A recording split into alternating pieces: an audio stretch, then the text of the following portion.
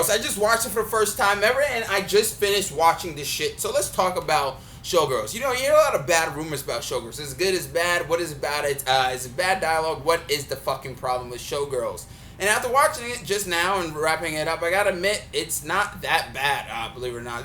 Don't get me wrong, it's not a good movie, but let's talk about this after watching it for the first time. Now, granted, you could call it Showgirls, you call Elizabeth Berkley's debut, her film debut, or you could say, you know, this film is saved by the tits, pretty much. And that's pretty much what it kind of is. This movie just kind of thrives off of tits and ass. Unfortunately, when you kind of like really finish watching this movie, you feel like if you take the tits and all the asses out of this film, black, white, whatever you want to call it, the film just doesn't really hold up, I feel like. And I feel like just that exploitation of like sex and whatever it may be, I feel like that's really what makes this film kind of work just in general. Now granted, I will give this film kind of props. Now everybody got to remember that this was in the 90s, right? You had Tarantino, you had all these kind of like up and coming like Fincher or whatever it may be, these 90s filmmakers kind of coming in. That's when independent filmmaking was kind of like taking a big stride. So I would give this film props because I'm a big fan of the director. I like Total Recall, I like, you know, Starship Troopers, like all his work for the most part, his top work. And I really did kind of enjoy this, but you gotta give the director some props, and that's that this shit is kind of ballsy, believe it or not, because I feel like they had the edge to kind of go NC-17 for a big budget film, and they also gave him like creative control of the studio, believe it or not, which is kind of unheard of from what I hear. But I actually thought this movie had a lot of like ambitious ideas that sometimes really didn't work out that well. Now, what I actually kind of picked up on while watching this was just like, it seemed as if they tried to make this show that like show business is almost like some sort of like abuse, where they kind of like use you, you know, because you're the top star, and then when it's time to pick somebody else, they kind of put you down and just move on to the next thing. So I think that's kind of what they were trying to go for, but unfortunately it didn't really turn out that well. Now granted, Elizabeth Berkley's character, Nomi, which is just a buggy fucking name, because for some reason, why can't they just call her Naomi? Nomi is an Italian name? Get the fuck out of here. If it is, I've never heard it before. But the thing is, she becomes friends with like this black girl, whatever it may be, because she tells her to get off the car. Now, a lot of people didn't probably notice, but here's the thing, what I picked up on while watching it. She's a fucking bipolar character, because you look at the very beginning, she's like happy, she sticks a knife out, she's sad, she lost her luggage, she's happy again, she's like, what? Her emotions go all over the place and just nothing. Now, granted, Showgirls comes across as like a joke that everybody else in the movie is not in on, but everybody outside is.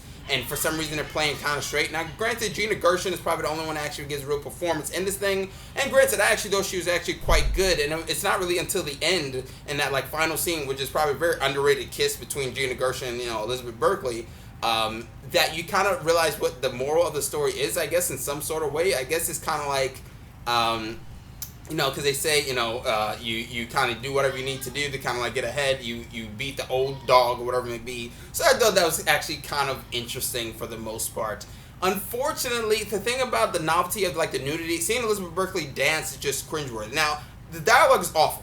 The dialogue's terrible. We all know that. Nice cinematography. I think it has a nice little look. But the thing about Showgirls was that I feel like the most cringy shit is not the dialogue.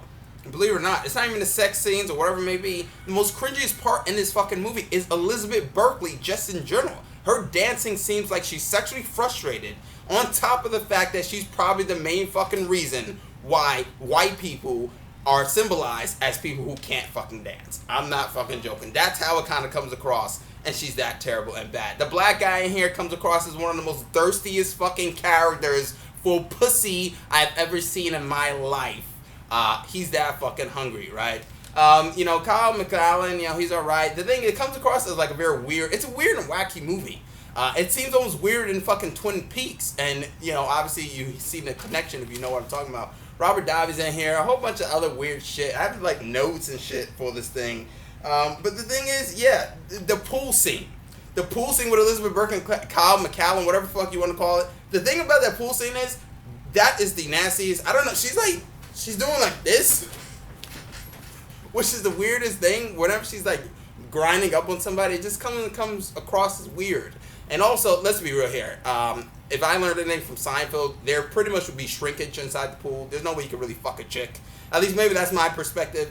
But yeah, that's my kind of overall thoughts on Showgirls. It's not that bad. I think it's actually quite fun in general. Unfortunately, I feel like they tried to play it too straight. And there's not really any fucking plot in this entire thing, that it just kind of comes across as just like nudity. And that shit kind of wears thin a little bit, to the point where you realize that this movie is kind of slow. It does drag out towards the end, and then you just realize this is kind of boring a little bit. There's not really that much here. Granted, it's probably one of his worst, or obviously it's kind of like his shittiest movie. Paul Verhoeven, I believe his name is, if I didn't butcher it, out of his mainstream work, whatever it may be, but I see the ambitious style here, and I think it does have a moral in here.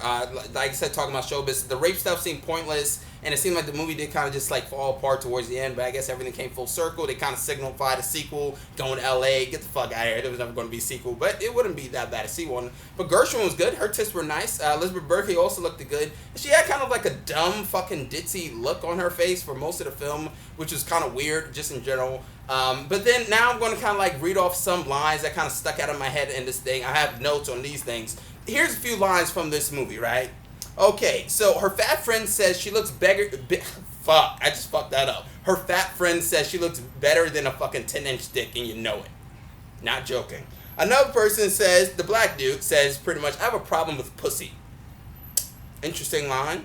Berkeley, Elizabeth Berkley pretty much, or Naomi, whatever you want to call it. She said, you can love me when you fuck me. Not the other way around. You can love me when you fuck me.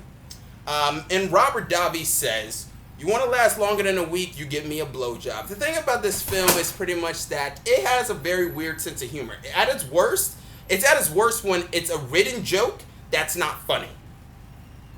Like Elizabeth Berkley talking about somebody, being tied up or whatever it may be. That's not funny. But it's at its funniest when it takes itself too seriously, weirdly enough. But that's my thoughts. That's my jokes. Comment, subscribe, and like. I'm Chris Smith. There's one final line I have to say. Somebody else said this in here. Bullshit. It's about your dick. But yeah, that's how I'm going to kind of end this. Comment, subscribe, like that shit. I'm Chris Smith, and I'm signing out.